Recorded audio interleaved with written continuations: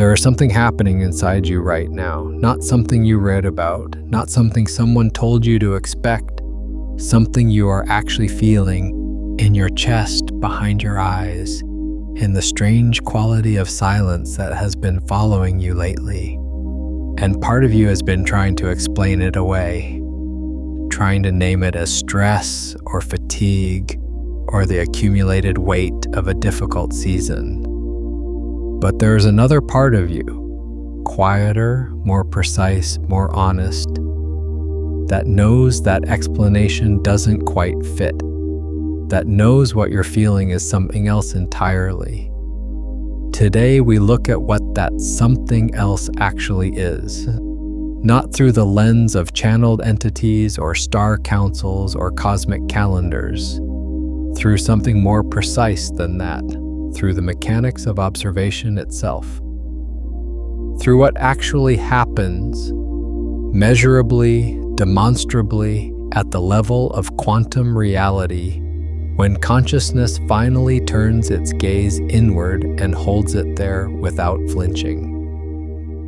Because here is what no one tells you about that strange sensation you've been carrying. It isn't random. It isn't a sign that something is wrong with you.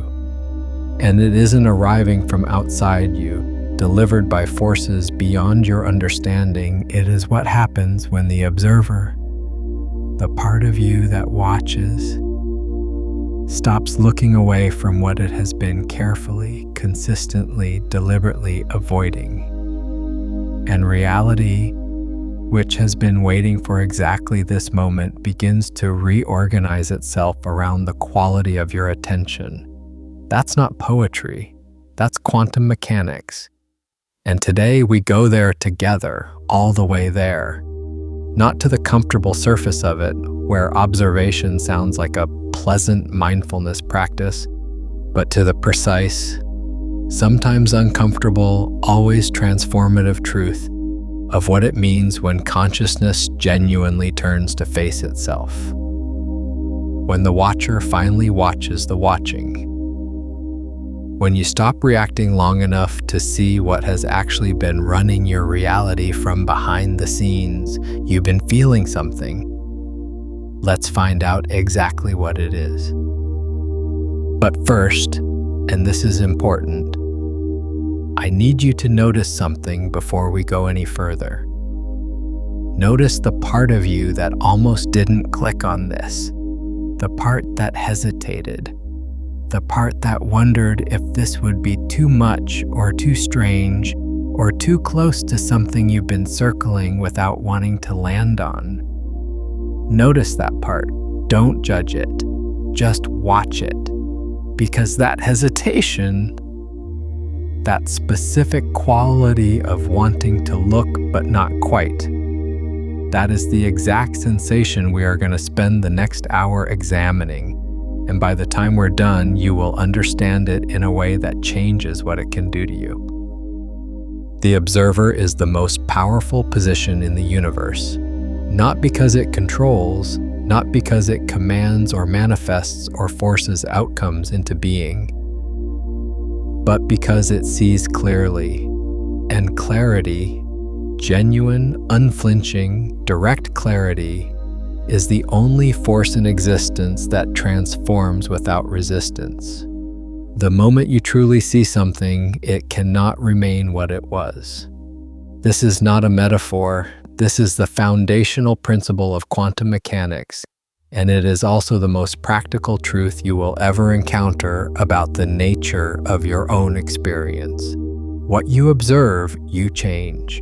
What you avoid observing controls you. Let that sit for a moment. Don't rush past it. Read it again in your mind slowly. What you observe, you change. What you avoid observing controls you. Because if that's true, and we are going to spend a great deal of time showing you precisely why it is, then the most important question you can ask yourself right now is not, what do I need to fix, or what do I need to attract, or what do I need to release? The most important question is, what have I been refusing to look at directly? What have I been keeping just slightly out of focus, just slightly to the side of my full attention? Because some part of me knows that the moment I see it clearly, I cannot unknow what I see. That question is the door, and you're already standing in front of it. If this kind of precise, unflinching seeing is what you want more of, subscribe to this channel and like this video. It helps more people find their way to this door. Let's talk about what quantum mechanics actually says about observation. Not the pop science version, not the watered-down metaphor version, but the actual principle. Because the actual principle is more radical than most people realize. And it applies to your life in ways that are more specific and more actionable than you've been led to believe. In quantum physics, the observer effect is the name given to a phenomenon that has been demonstrated repeatedly, rigorously, and without exception across decades of experimental physics. The phenomenon is this.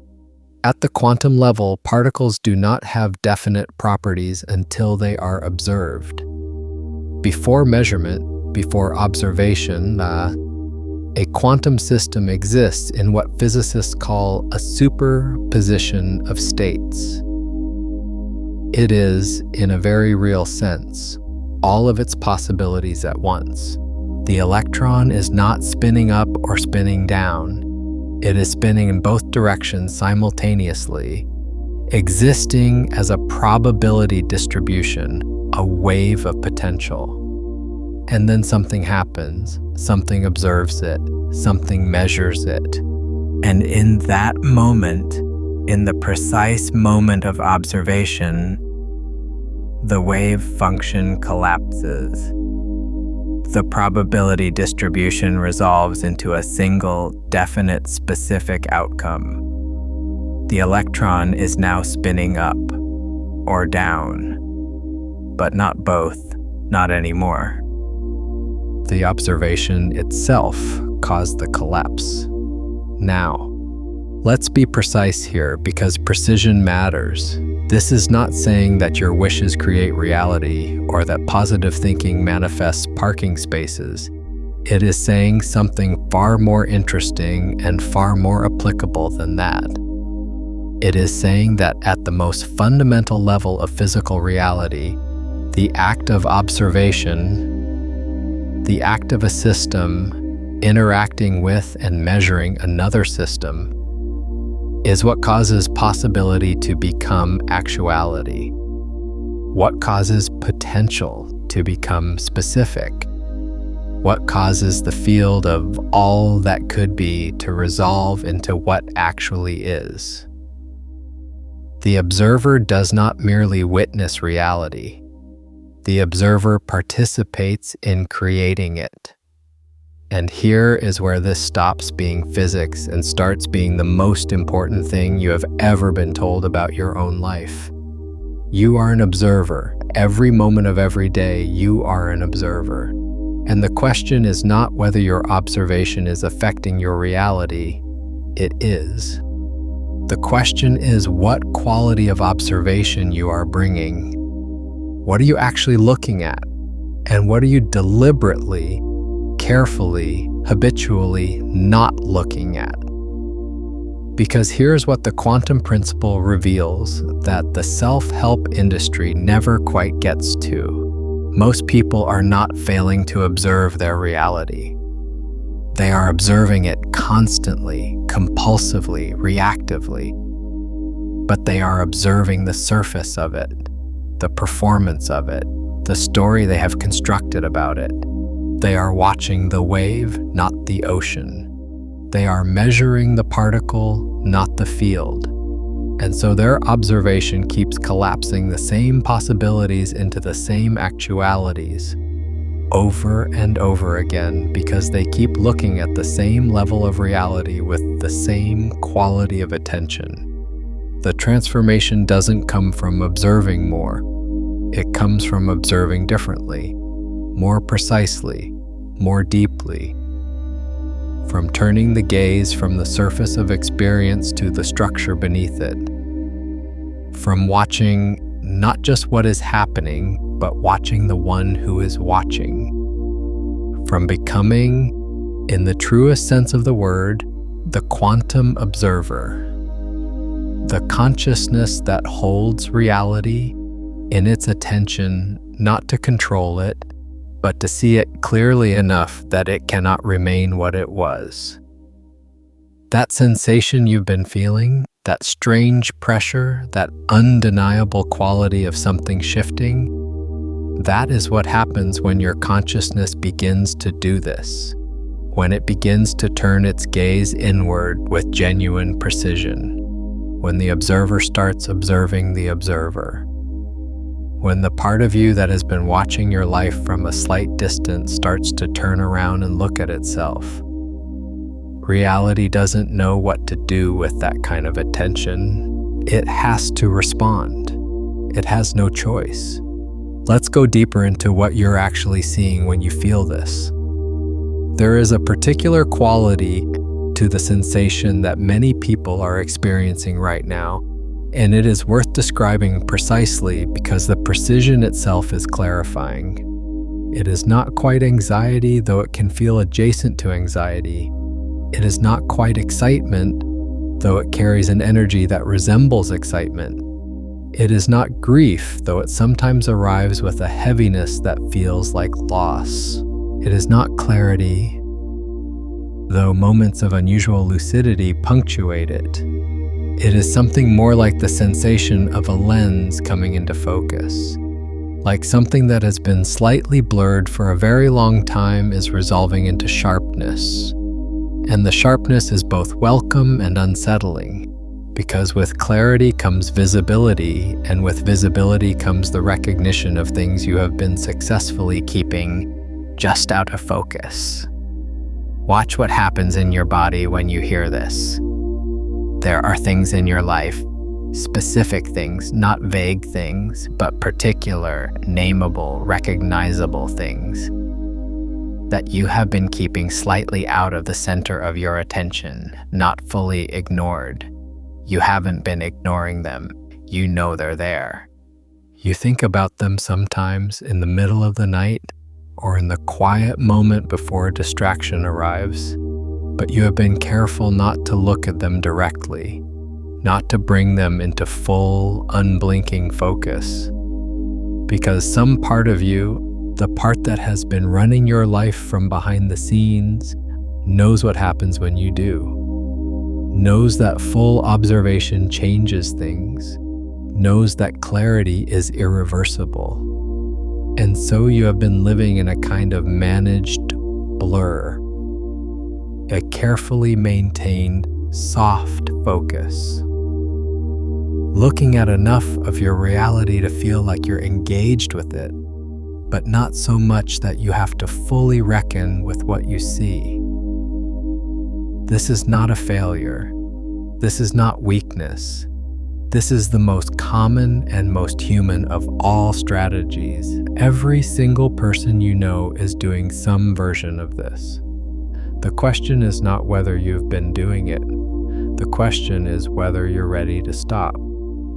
And the fact that you're feeling what you're feeling right now, that particular quality of pressure and potential and something shifting, suggests that the answer is yes. Not because someone told you to be ready, not because a cosmic schedule has arrived at your door, but because the observer in you, the fundamental consciousness that underlies all of your experience, has begun to turn toward what it has been turning away from. And once that turning begins, the sensation you feel is its exact signature.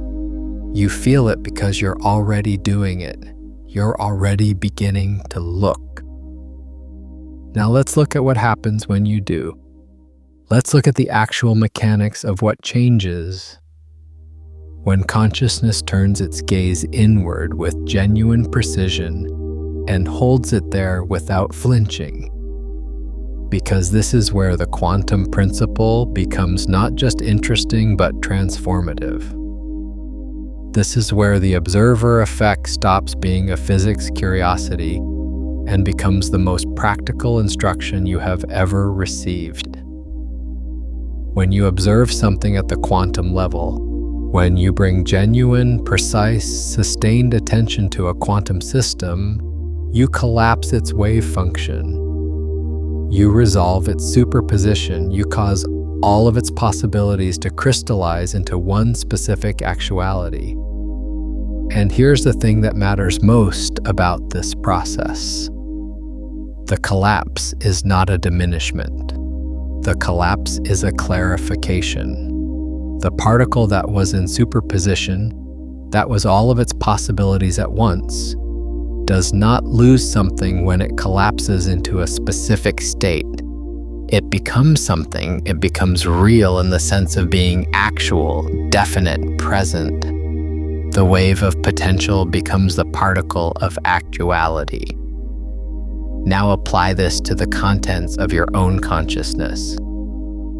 The patterns that have been running your life, the beliefs you inherited before you were old enough to examine them, the emotional responses that activate before you have time to choose, the stories you tell about who you are and what you deserve and what is possible for you. These patterns exist in a state very similar to quantum superposition. They are real, but they are not fully observed. They operate in the background of your awareness, influencing every choice you make, every relationship you enter, every outcome you experience, but they do so from just below the threshold of your direct attention. They are the unobserved particles, the uncollapsed wave functions, the possibilities that have been quietly determining your actuality without ever being brought into the clear light of full, conscious observation. And here is what happens when you observe them. When you turn the full quality of your attention toward them and hold it there, without interpretation, without judgment, without the immediate impulse to fix or change or explain what you see. When you simply watch them the way a physicist watches a particle in a detector with precise and patient attention, they collapse. They resolve. They become visible in a way that makes them specific, definite, and therefore workable.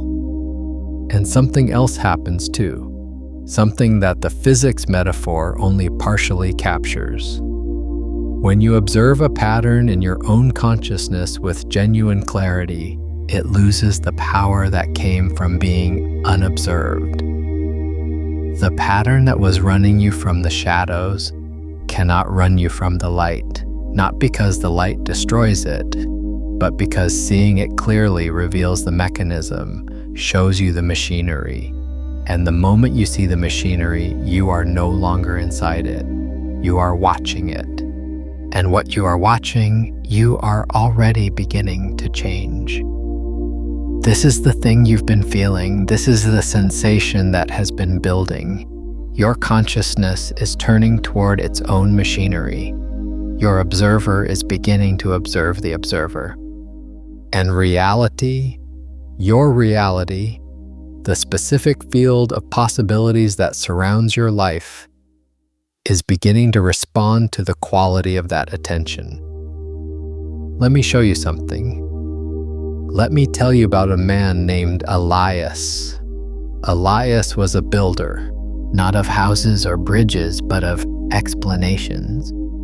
He was extraordinarily skilled at explaining things, to himself primarily. He could take any situation, any discomfort, any nagging sense that something in his life was not quite right, and build around it an explanation so complete, so logically coherent, so satisfying in its architecture, that the discomfort itself seemed to dissolve. He was not unhappy exactly, but he was not quite present either. He lived in the explanations the way some people live in houses they never quite move into. All the furniture is there, all the rooms are furnished, but there is a quality of transience, of not quite settled that persists regardless of how many objects are arranged. Elias had a room in the back of his mind that he never entered. Not a metaphorical room, a very specific, very particular set of recognitions that he had been carefully, skillfully routing his attention around for many years. He knew the room was there. He could feel its presence the way you can feel a room in a house even when you're not in it. The slight change in temperature, the particular quality of silence that emanates from a closed door. But he had become so practiced at not entering it that the avoidance had become invisible to him. He no longer experienced it as avoidance. He experienced it as simply the shape of his attention, the natural direction of his gaze. Until one morning, he woke up and felt something different. It was not a crisis, nothing had happened, no external event had occurred, no loss, no shock, no sudden revelation delivered from outside. He simply woke up, lay still in the morning light, and felt the sensation of a lens coming into focus. That particular quality of resolution, of something blurred becoming sharp, that we have been describing.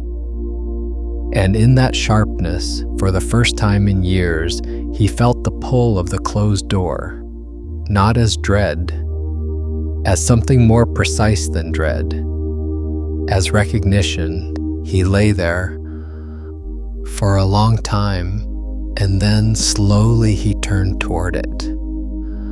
Not toward the story about the room, not toward the explanation he had built around it, toward the room itself, toward the actual, specific, unmediated contents of what he had been not quite looking at, and he saw it, not with drama, not with the collapse of everything he had constructed, with something quieter and more precise than that.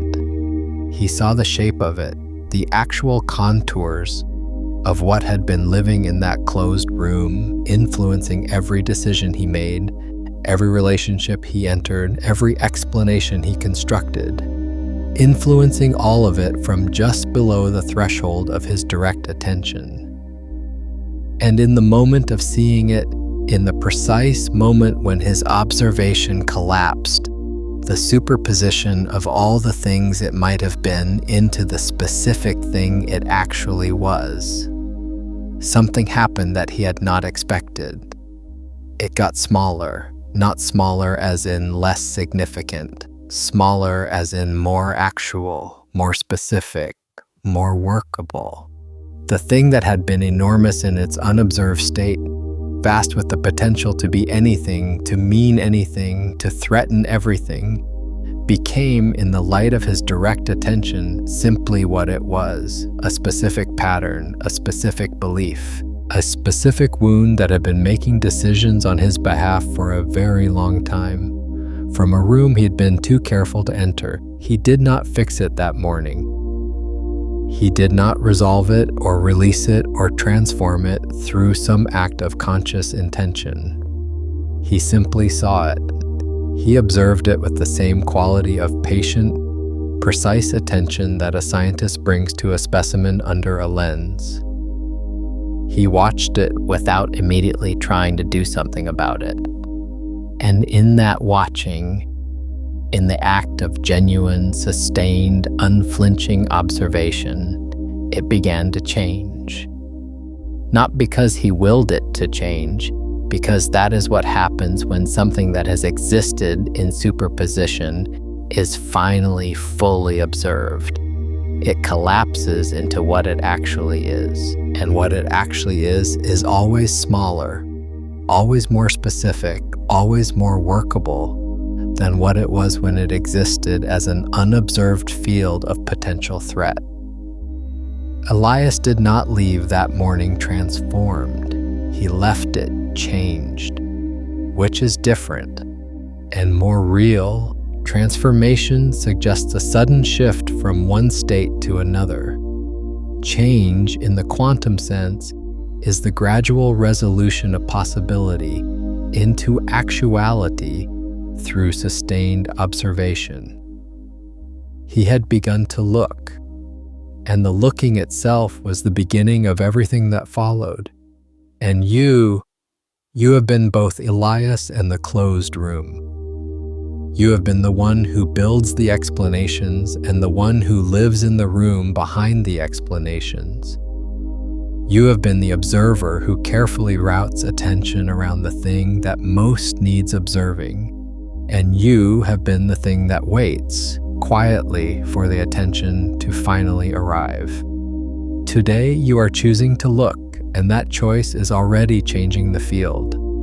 I want to pause here and ask you something directly.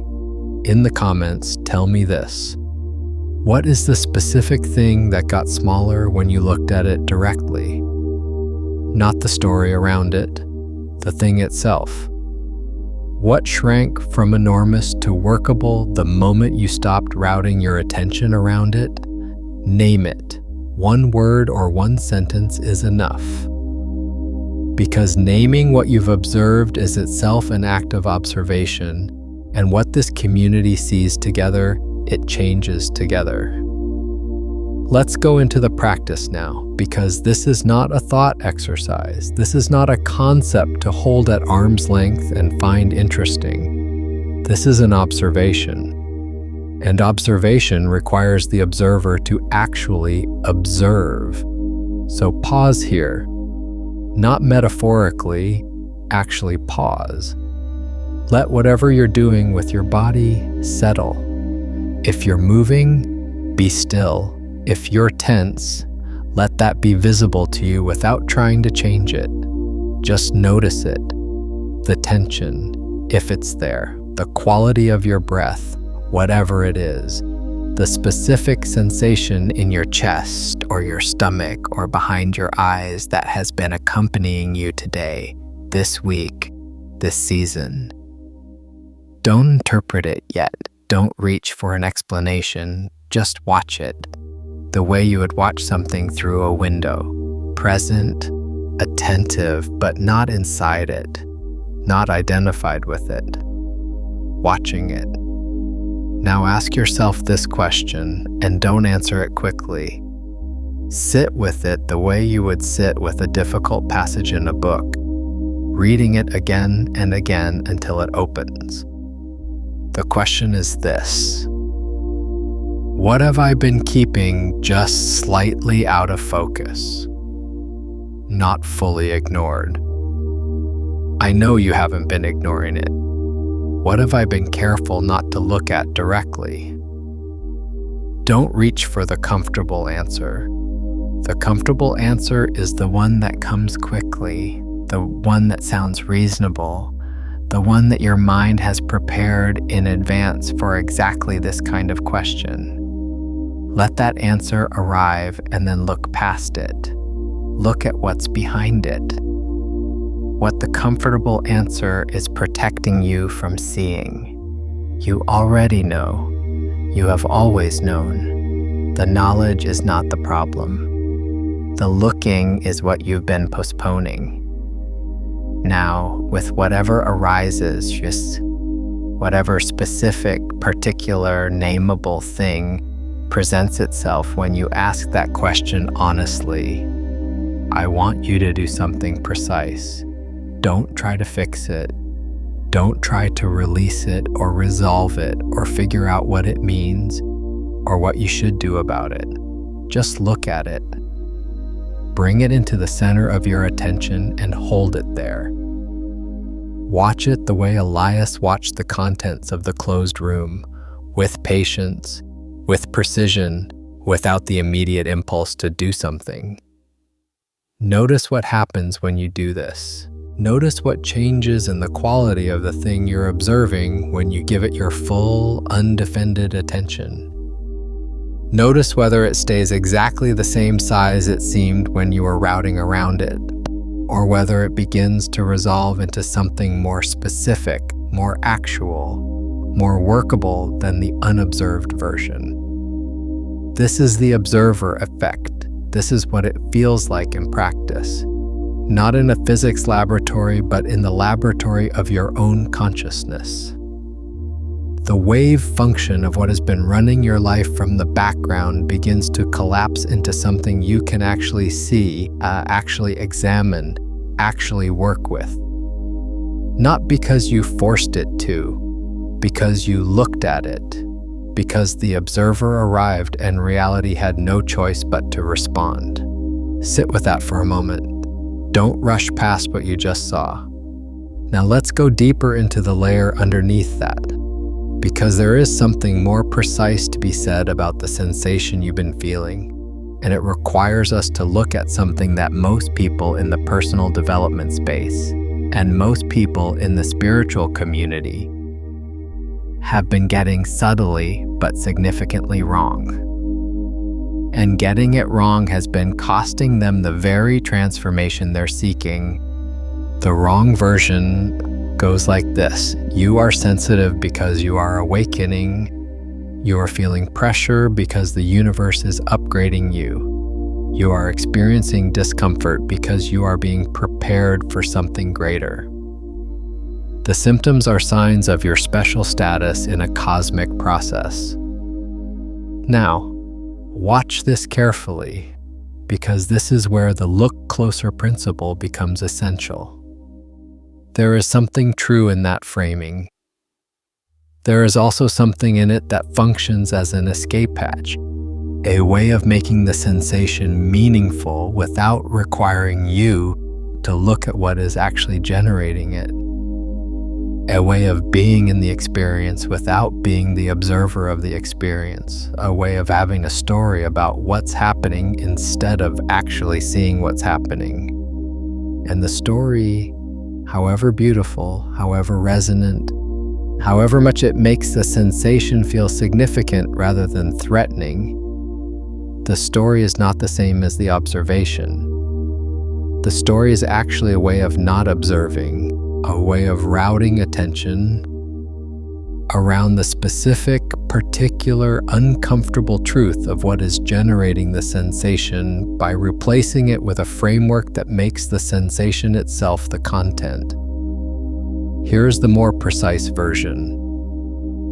The version that doesn't require a cosmic backstory, but that is, if anything, more radical than the cosmic backstory. You are feeling what you're feeling because something in your consciousness has begun to turn toward what it has been turning away from. Not because of a planetary alignment or a galactic upgrade or a scheduled soul event, because you have been building toward this moment through the accumulated weight of everything you have been almost but not quite observing. Every time you felt the pull of the closed door and routed your attention elsewhere, you were adding to a kind of pressure, a quantum pressure. The pressure of a system that wants to collapse into actuality, but keeps being held in superposition by the observer's careful avoidance. And now the pressure has reached a threshold. Not a cosmic threshold, a personal one. The threshold at which the effort required to maintain the soft focus, to keep the gaze slightly off-center, to route the attention around the thing that most needs observing, the effort required to do that has become greater than the effort required to simply look. And so something in you is beginning to look, not because you were told to, not because a transmission arrived from a higher dimension, because you are the observer, and the observer's fundamental nature is to see, and you have been working against your own fundamental nature for long enough that the work itself has become unsustainable. That's what you're feeling. The release of that effort. The beginning of the gaze turning toward what it has been turning away from. The quantum field of your own consciousness beginning to collapse in the direction of clarity. And here's what that means for what comes next.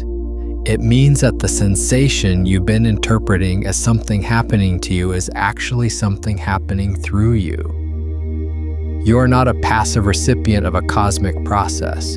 You are the observer whose observation is the process. You are the consciousness whose quality of attention is the very thing that is transforming your reality. Not through manifestation techniques or frequency protocols or vibrational alignment practices, through the simple, radical, extraordinarily difficult act of looking directly at what you have been not quite looking at and holding your gaze there long enough for the wave function to collapse.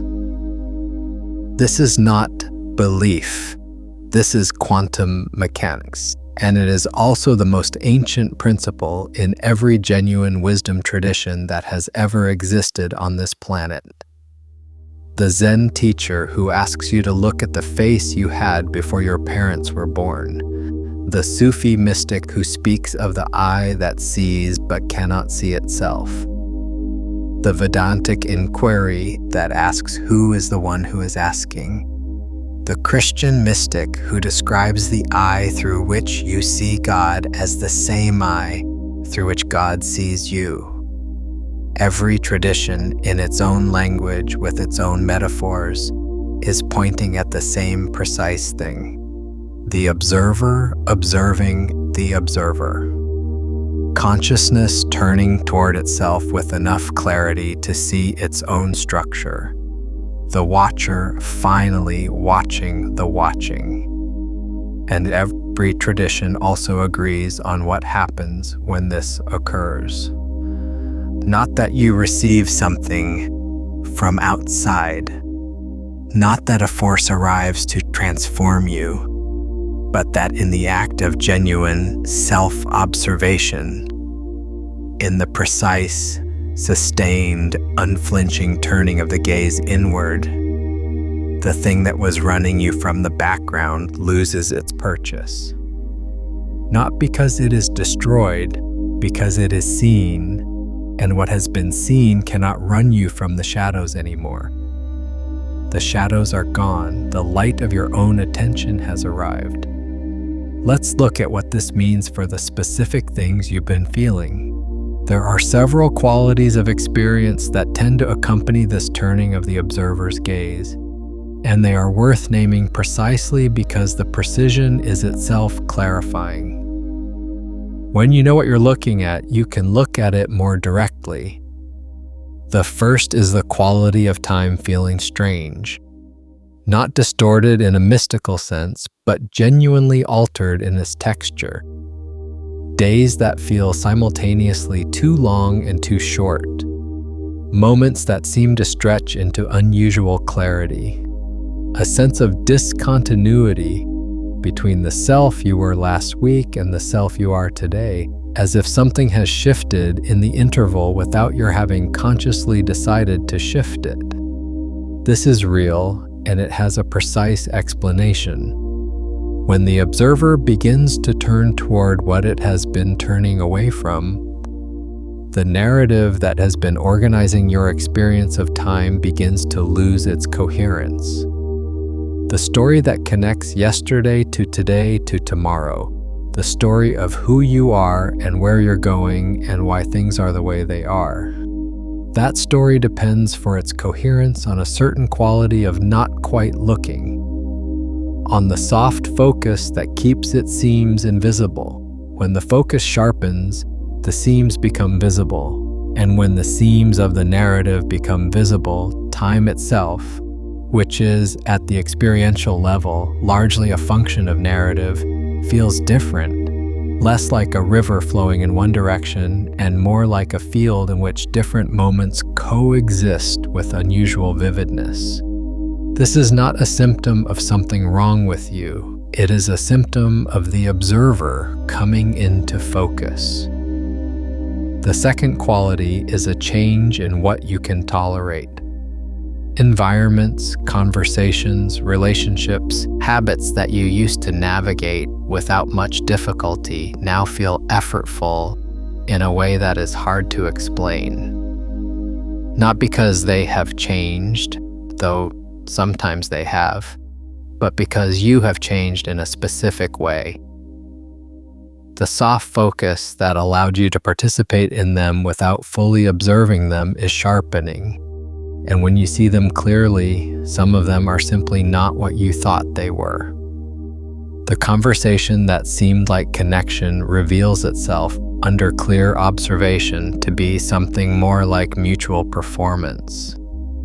The habit that seemed like comfort reveals itself to be something more like avoidance. The relationship that seemed like safety reveals itself to have been maintained through a very specific quality of not quite seeing that you are no longer able to sustain. This is not a sign that these things are bad or that you need to immediately remove them from your life. It is a sign that you are beginning to see them clearly, and seeing them clearly is the first and most essential step in any genuine change. You cannot change what you cannot see, and you cannot see what you are carefully keeping slightly out of focus. The third quality is a strange combination of fatigue and aliveness. Tired in a way that sleep doesn't quite address, but also more present, more vivid, more genuinely here than you have been in some time. This combination is precise. The fatigue is the cost of the effort of beginning to look, because genuine observation, especially of things you have been not observing for a long time, requires energy. It is not passive. It is an active engagement with your own experience at a level of precision you have not been sustaining. The aliveness is the reward of that engagement. The quality of being genuinely present to your own experience rather than present to the story about your experience has a vividness that the managed, soft, focused version of consciousness does not provide. You are tired because you are working. You are alive because the work is real. And the fourth quality, the one that is perhaps most important to name precisely, is the sense that something is ending without being able to clearly identify what. A quality of completion that doesn't have a clear object. A sense of the closing of something, the finishing of something without being able to point to the specific thing that is finishing. This is the sensation of a particular quality of observation coming to its end. The observation of your life through the lens of the story you have been telling about it. The story that required the soft focus, that depended on the managed blur. That way of seeing is completing itself, not because you decided to end it, but because the observer in you has begun to see through it, has begun to observe the observation itself, to watch the watching, and in doing so has made the old way of watching visible as a way of watching, rather than invisible as simply reality. What is ending is not your life. What is ending is a particular quality of not seeing that has been organizing your life. And what comes after it is not a new story, it is clearer sight. Let's go into the second practice now, because we are going deeper, and going deeper requires more than understanding. It requires actually doing the thing. This time, I want you to observe not the content of what you've been avoiding, but the act of avoidance itself. The mechanism, the specific way that your consciousness roots around the thing it doesn't want to see directly. So again, pause, let your body settle, and this time, instead of looking at what you've been not looking at, look at how you've been not looking at it. Watch the avoidance strategy itself with the same patient, precise, unflinching attention. Notice, what does your mind do when the gaze starts to move toward the thing you've been keeping out of focus? Does it generate a thought that pulls attention elsewhere? Does it produce a feeling that seems more urgent than the quiet recognition underneath it?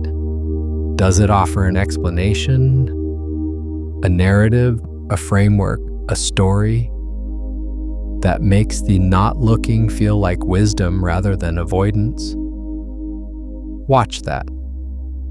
Watch the strategy. Watch the specific, habitual practice way that your consciousness has been protecting itself from its own clarity. Not with judgment, with the same quality of scientific observation you would bring to watching any other natural phenomenon. This is what the organism does when the observer approaches the thing it has been protecting. This is the specific shape of the avoidance. And now, notice something. Notice that you are watching the avoidance. Notice that the part of you that is watching the avoidance is not the part of you that is avoiding. Notice that there is a you that is capable of observing the strategy without being inside the strategy. A you that can see the mechanism without being the mechanism. That is the observer.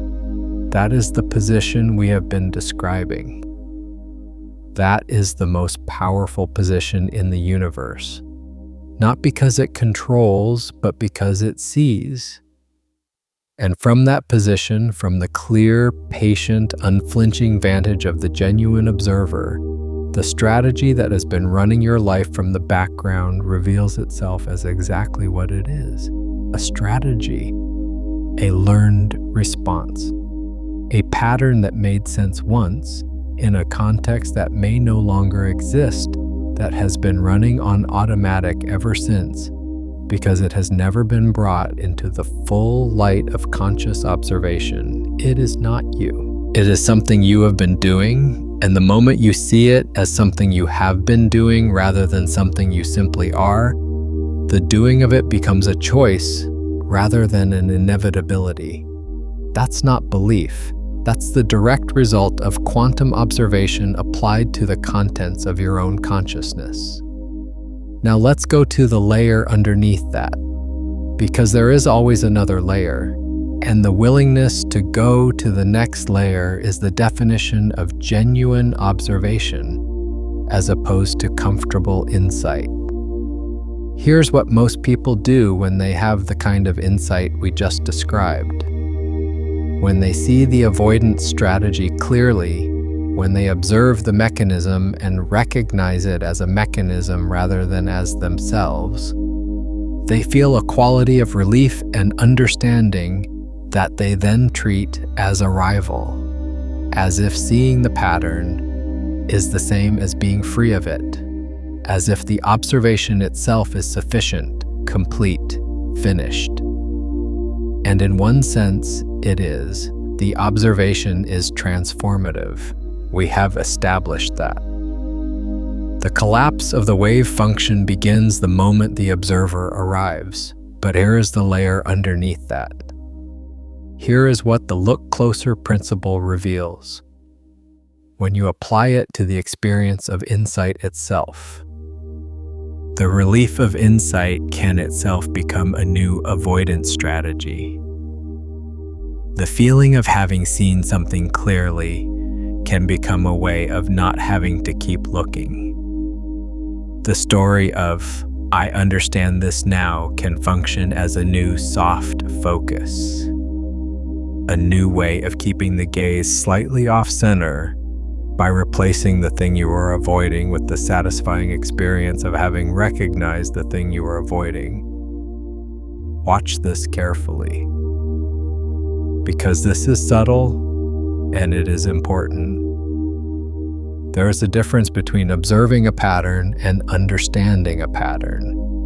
Understanding is a cognitive event. It happens in the mind through the mechanism of conceptual mapping, connecting this thing to that framework, this experience to that explanation, this pattern to that origin story. Understanding is valuable, but it is not the same as observation. And in the realm of genuine transformation, understanding without sustained observation is like describing the shape of the closed door without ever opening it. The observer does not stop at understanding. The observer keeps watching. even after the insight arrives, even after the relief of recognition, even when the mind says, "I've got it now, I understand, I can move on." The observer stays with what it is observing, stays with the specific, particular, unresolved reality of the thing, not the understanding of the thing, not the story about the thing, but the thing itself, and keeps watching until the watching itself completes something that understanding alone cannot complete. This is the discipline of the genuine observer, and it is a discipline in the truest sense of that word. It requires the willingness to remain present with something after the interesting part. The insight, the recognition, the aha has passed. To stay in the room with the thing you've been avoiding, not just long enough to see it, but long enough to let the seeing do its full work. Long enough for the wave function to fully collapse, rather than partially resolving and then being held in a new kind of superposition. The superposition of, I understand this, but haven't quite let it change me yet. You know the superposition, you've lived in it, we all have. The place where you have enough insight to feel like you're working on something, but not enough sustained observation to let the working actually complete. The place where understanding has become a comfortable substitute for the continued, sometimes uncomfortable, always transformative act of genuine seeing. The observer doesn't stay in that place. The observer keeps looking, keeps watching, keeps bringing the quality of patient, precise, unflinching attention to what is actually there rather than to the story about what is there. And this sustained quality of observation, this willingness to keep looking even after the interesting part has passed, this is what the sensation you've been feeling is asking of you. Not a dramatic transformation, not a sudden shift from one state to another, a sustained turning of the gaze, a commitment to keep watching what you've begun to watch, to not look away again now that you've started to look. Because what you observe, you change. And change in the quantum sense is not an event. It is a process. The process of sustained observation causing the wave function to collapse layer by layer into greater and greater actuality, greater and greater specificity, greater and greater clarity about what is actually there as opposed to what the unobserved version of it seemed to be. Let me tell you about a woman named Mira. Mira had been working on herself for years.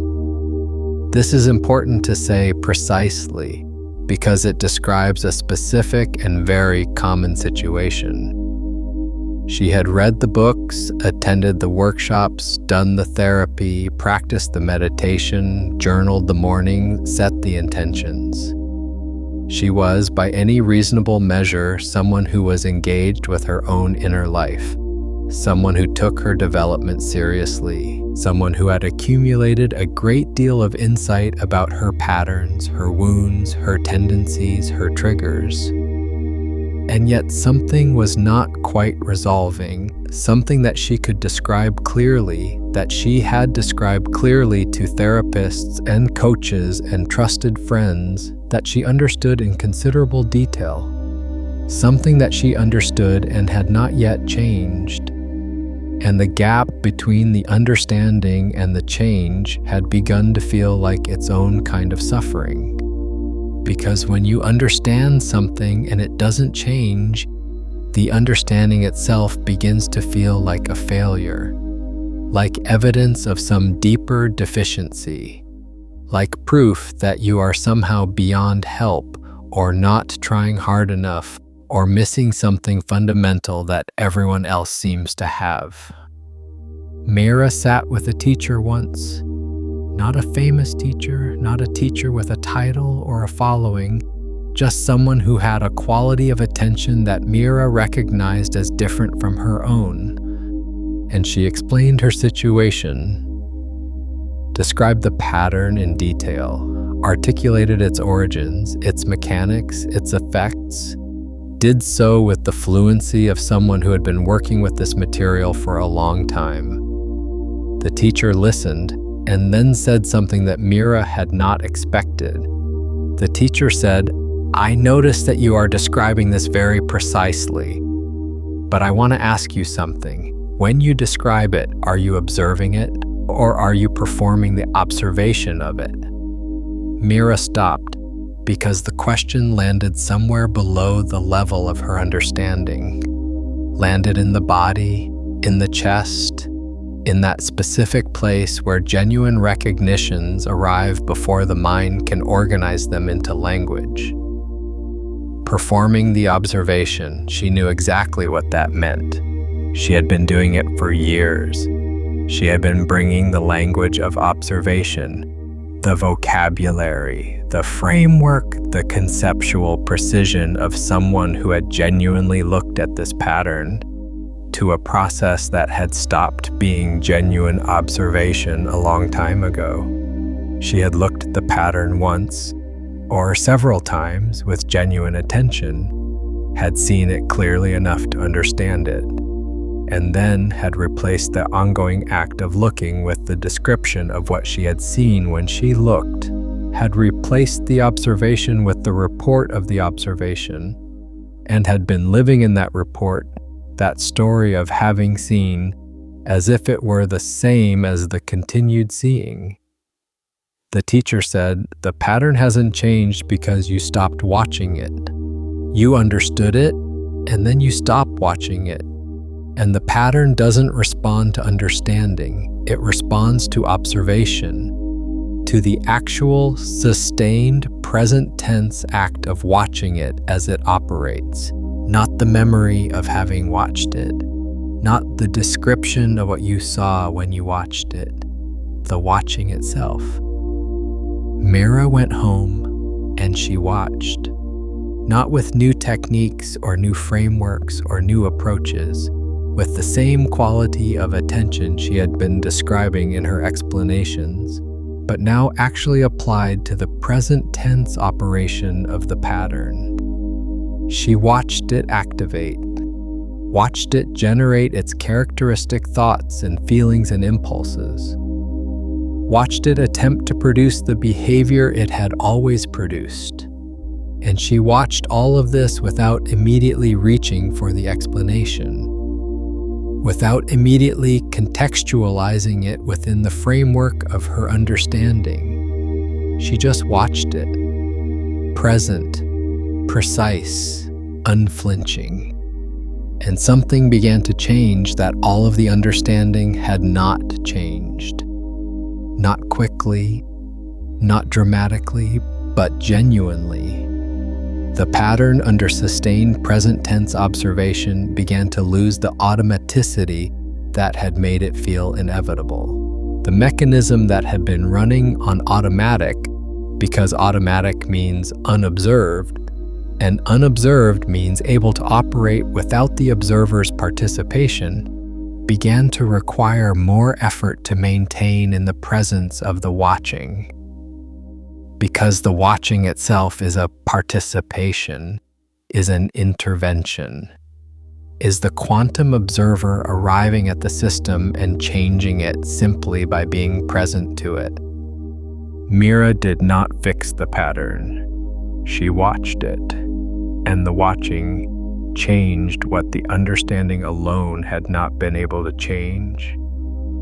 And you have your own version of this, your own pattern that you understand but have not yet fully watched, your own closed room that you have described from the doorway without yet sitting inside it with your full attention, your own wave function that has been partially collapsed by insight but not yet fully resolved by sustained observation.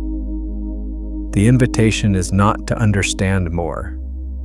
The invitation is to watch more carefully, to bring the quality of your attention back to the present tense operation of the thing, rather than to the memory of having once understood it. To be the observer, not the reporter of the observer's previous findings. Because the pattern is happening now, not in the past where it originated, not in the explanation where you've been keeping it, now, in the way you're breathing as you listen to this, in the quality of resistance or recognition you're feeling in your chest, in the specific, particular, present tense operation of whatever's been running your reality from the background. Watch it now. Not later, now. And I want to ask you something while you're watching. Leave it in the comments below. Have you ever watched a pattern long enough, not just understood it, but actually watched it operate in real time, and noticed the moment it lost its automaticity, the moment it had to work harder to run you because you were present to it? Tell me what that was like, what you saw when you stayed in the room instead of describing it from the doorway. These observations matter and they belong in this field. Let's go to the third practice, the deepest one. This one asks more of you. Not in terms of effort, but in terms of willingness. The willingness to observe not just the pattern, not just the avoidance strategy, not just the gap between understanding and change, but the observer itself. To turn the gaze all the way around and watch the one who is watching. This is the most radical act available to a human consciousness, and it is also, paradoxically, the simplest, because the observer, when it turns to observe itself, discovers something that all of the traditions have been pointing at, and that the quantum principle, in its own language, confirms. There is no fixed observer. There is only observing. What you call yourself, the self that has the patterns, the wounds, the story, the history, the identity, is itself a construction. A particular, habitual, sustained pattern of observation. A way of organizing the field of experience into a coherent narrative called me. And like all patterns, it is not a fixed reality. It is an ongoing process. An act that is continuously performed, continuously maintained, continuously renewed. And that looks like a fixed thing only because the performance has been so consistent for so long that the consistency itself has become invisible. Watch yourself thinking right now. Watch the thoughts arriving. Watch the quality of your attention as it moves from one thought to the next. And then ask yourself with genuine curiosity, rather than philosophical cleverness, who is watching? What is the nature of the one who is observing these thoughts? Is that observer also a thought? Or is it something prior to thought? Something that thoughts arise within rather than something that thoughts produce? Sit with that question, not to answer it, to watch what happens when you ask it, to observe the quality of the space that opens. When the observer turns to observe the observer. This is the quantum observer in its purest form. Not the observer of external reality, not the observer of patterns and wounds and avoidance strategies, but the observer of observing itself. The consciousness that watches the watching, and what this reveals. What every genuine tradition and every genuine practitioner of this kind of self-observation has discovered is not a smaller self, not a diminished self, not a self that dissolves into nothingness. It is a self that is discovered to be larger than the construction, vaster than the story, more fundamental than the pattern. You are not the pattern, you are the consciousness in which the pattern arises and is observed and changes under the quality of your attention. You are not the avoidance strategy. You are the awareness that can watch the avoidance strategy without being it. You are not the story about who you are. You are the observer of the story, which means you are prior to the story, which means you are freer than the story has ever allowed you to be. This is what has been activating. Not a cosmic upgrade delivered from outside. The recognition arriving from inside of what you actually are beneath the construction. The observer recognizing itself as the observer. Consciousness turning toward its own nature and finding in that turning not a fixed thing but a living process. Not a self that has been determined by its history, but a seeing that is always in this moment, free to see differently. That is the massive thing that has been activated. That is what the sensation has been pointing toward, not an event that is coming. A recognition that is already here, already present, already operating in you as the very capacity to notice that something has been shifting. The observer has always been here. You have always been the observer. The activation is not the arrival of something new, it is the recognition of what was always already the case. The watcher waking up to its own watching, the consciousness recognizing itself in the act of observation. And from this recognition, from this clear, grounded, unflinching seeing of what you actually are, everything changes. Not because you force it to, because the observer who knows itself as the observer cannot be run by patterns the way the observer who doesn't know itself can be. The moment you recognize that you are the watching and not the watched, the patterns lose the automatic quality that came from being unobserved. They are still there. They don't vanish in a flash of enlightenment, but they are now visible, observable, workable, subject to the same quantum principle that governs everything else you observe, that what you watch, you change. You are the watcher. You have always been the watcher, and now, finally, the watcher is watching itself. Let's talk about what comes next, because the recognition is not the end of the work. It is the beginning of a different quality of work. The work of living as the observer rather than as the observed. The work of bringing the quality of genuine, patient, unflinching attention to your life, not as a practice you do sometimes in certain designated moments, but as the fundamental orientation from which you engage with everything. This is what the sensation has been asking of you. Not a dramatic change in your external circumstances, not a sudden departure from everything familiar. A change in the quality of your attention.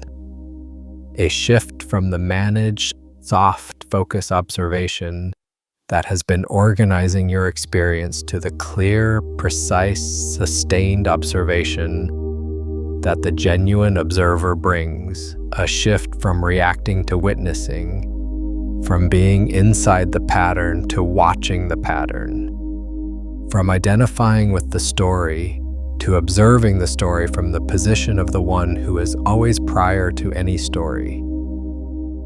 And this shift, this change in the quality of observation, is what changes everything else. Not directly, not through force or will or intention, but through the quantum principle that has been operating all along. What you observe, you change. When you observe your life with the quality of attention of the genuine observer, clear, patient, precise, unflinching, your life cannot remain what it was when it was being observed through the soft focus of avoidance and managed blur. It has to resolve. it has to collapse from the superposition of all the things it might be into the specific, actual, workable reality of what it is. And what it is, seen clearly, is always more workable than what it seemed to be when it was half seen. The relationships in your life, seen clearly, will reorganize themselves around the clarity of your observation, not because you force them to, because clarity is a field, and fields affect everything within them. The people in your life who are capable of genuine connection will find the clarity of your attention clarifying for them as well. The people who depended on your soft focus, who needed you not to see clearly in order to maintain a particular dynamic, will find the clarity uncomfortable and may move away from it. This is not a loss. This is the field reorganizing itself around the quality of your observation. This is reality responding to the observer. The patterns in your life, the habitual responses, the automatic behaviors, the learned strategies that have been running on automatic because they have been unobserved, will begin to lose their automaticity in the presence of your sustained attention. Not immediately, not all at once, but consistently, progressively, in the way that any quantum system resolves under sustained observation, gradually, then suddenly, in ways that feel both surprising and inevitable in retrospect. And the sense of yourself, the identity, the story, the construction of who you are, and what you are capable of, and what is possible for you, will begin to loosen its grip. Not because it is destroyed, but because you can see it as a construction, and a construction that is seen as a construction cannot constrain you the way a construction that is mistaken for reality can. You can still use the story. You can still operate within the identity, but you are no longer trapped inside it because you can see it from the outside. You are the observer of the story, not the character inside it who doesn't know it's a story. This is what has been activating. This is what the sensation has been pointing toward. This is the massive thing that the quantum observer has been in the process of recognizing, and you feel it because you are already doing it. The activation is not something that is about to happen, it is something that is happening right now in the quality of your attention as you engage with these words, in the willingness to look that brought you here, in the recognition that has been occurring layer by layer throughout this transmission, in the specific, particular, nameable thing that you saw when you asked yourself honestly what you have been keeping out of focus. You have been watching, and the watching has been changing things, even before you had language for it, even before you understood the mechanism, even in the moments when you thought you were just feeling something strange and inexplicable. The observer in you has been turning toward what it has been turning away from, and reality has been responding. Now you are doing it consciously, with precision, with the understanding of the mechanism that allows you to bring it to bear with intention rather than stumbling into it. And that shift from unconscious observation to conscious observation is the difference between being changed by the process and participating in the process, between having the wave function collapse and being the observer who collapses it. You are not a passenger in this, you are the observer, and the observer is the most powerful position in the universe. Here's what I want you to take from this. Not as a concept to hold at arm's length and find interesting, as a practice, as a living orientation that you carry forward from this moment every time you notice the sensation of something being kept slightly out of focus. Every time you feel the pull of the closed door, the quality of managed blur, the specific texture of careful, not quite looking, that sensation is an invitation. An invitation to do the one thing that changes everything, to look directly, to bring the full quality of your attention to the specific, particular, unmediated reality of what is there, not to the story about it, not to the explanation of it, to it. To watch it with the patience and precision of the genuine observer, and to trust that the watching itself is the transformation, not a step toward the transformation, the transformation.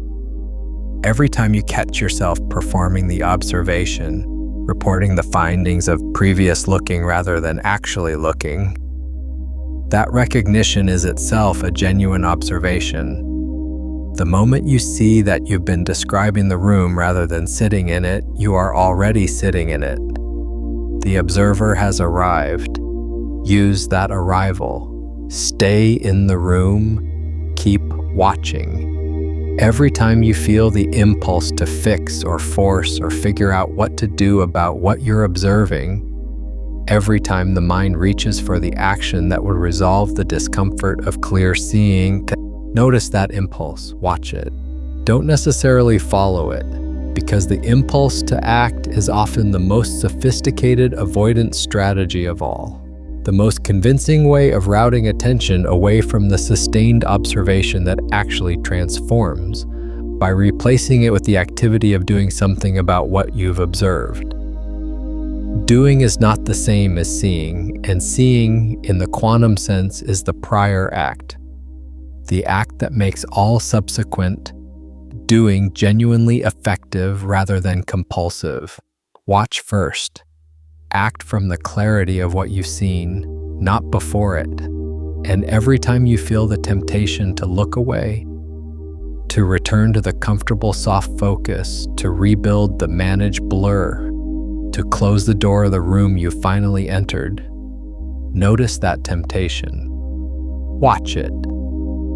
Recognize it as the last act of the pattern that has been running your life from the background. Its final attempt to preserve itself by persuading the observer to look away, and choose in that moment to keep looking. Not because looking is always comfortable, because what you avoid looking at controls you, and you have been controlled long enough. You were never meant to look away. The observer is the most powerful position in the universe. Not because it controls, not because it commands outcomes or forces reality to comply, but because it sees clearly. And clarity, genuine, sustained, unflinching clarity, is the only force that transforms without resistance. The only force that changes what it touches without breaking what it changes. The only force that is, in the deepest sense, on the side of what is real. What you watch, you change. What you avoid watching controls you. You have been watching today. You have been watching with more precision and more willingness than you may have brought to this kind of looking before. And the watching has been doing what watching does. Collapsing the wave function, resolving the superposition, bringing what has been operating in the background into the clear light of conscious observation where it cannot remain what it was. Something has changed, not because I told you it would, because you looked, because the observer arrived, because the quantum principle that governs the most fundamental level of physical reality also governs the most fundamental level of your consciousness. And you have been applying it here in this hour with genuine attention. The sensation you've been feeling is real. It is the signature of the observer turning toward what it has been turning away from. It is the feeling of clarity arriving, of the soft focus sharpening, of the wave function beginning to collapse in the direction of what is actually there rather than what the unobserved version of it seemed to be. Trust that sensation, not as a sign of cosmic selection or galactic scheduling or dimensional upgrade, as the direct, precise, felt experience of your own consciousness doing the most important thing it can do, seeing itself clearly, watching the watching, observing the observer, and in that observation, discovering that what you are is not the pattern, not the story, not the construction, not the identity that has been organizing your experience, but the consciousness in which all of those things arise. The observer, the watcher, the awareness that is always in this moment free to see differently. That is what has been activated. That is what you feel. That is what you are. Now go and use it. Not by doing something dramatic, by continuing to look, by bringing the quality of your attention that you've practiced here to the specific, particular, ordinary moments of your life. The moments when the pattern activates, the moments when the avoidance strategy appears, the moments when the impulse to look away is strongest. Those are the moments the observer is most needed. Those are the moments when the watching does its most essential work. And when you feel yourself looking away, when the soft focus returns, when the managed blur reasserts itself, when the closed door seems safer than the open room, come back to this. Come back to the simplest instruction and the most powerful practice available to a human consciousness. Look closer. Now, before you go, and I want you to stay with this rather than rushing past it, I want to ask you something. In the comments below, I want you to share one specific thing, not a general reflection, not the summary of what you found interesting. One specific thing that you saw today when you looked directly at what you've been keeping slightly out of focus. One thing that was in the soft focus that came into clarity during this transmission. You don't have to explain it. You don't have to contextualize it or make it sound meaningful or frame it in language that others will understand. Just name it. One word, one phrase, one sentence. The specific thing you saw. Because the act of naming what you've observed is itself an act of observation. It collapses the wave function further. It brings the thing from the interior of your private seeing into the shared field of this community of observers. And there is something that happens in that shared field, something that is not mystical but is real. When multiple observers turn their attention toward the same kind of seeing, the clarity amplifies. The field of observation becomes more powerful than any single observer alone. Type what you saw. Let it be seen. Let the seeing be shared. And if this transmission reached something in you, if the quality of what you experienced here is something you want to continue, something you want to deepen, something you want to bring to others who are feeling the same sensation, and don't yet have language for what it is, share this. Not because of what sharing does for this channel, because of what it does for the person you share it with. Because giving someone the courage to look is one of the most genuinely generous acts available to an observer. And you know now what it feels like when the gaze begins to turn. You know the value of having something that points precisely at what needs to be seen and says, look here, look directly, don't look away. When you share this with someone who has been circling something they haven't yet been able to face, you are not just passing along a video. You are giving them permission to look. And that permission, received from someone who has already looked, creates something between you. A shared field of seeing that makes the looking easier for both of you than it would have been alone. Give that to someone who needs it, and when the noise of the day has settled, when you find yourself reacting instead of watching, come back and let this run again. It will show you something different the second time. It always does. And subscribe. Stay in this field. Because what we are building here, what this community of observers is building together, is not a following or an audience or a fan base. It is a field of seeing, a collective quality of attention that turns together toward what most people are most carefully not looking at. And in that collective turning, something becomes possible that no single observer, however clear, can accomplish alone. You are not here to fix your life. You are here to watch it transform the moment you stop looking away. The observer has arrived. The watching has begun. What has been seen cannot be unseen. Now you see. And what has been seen cannot unsee itself. What the quantum field does when it registers that you have genuinely changed, not performed change, but actually shifted the quality of your observation, is the precise territory of the next video. The quantum field noticed you've changed. If what you practiced here has already begun to alter something in you, that video will show you exactly what the field does in response to an observer who has stopped looking away.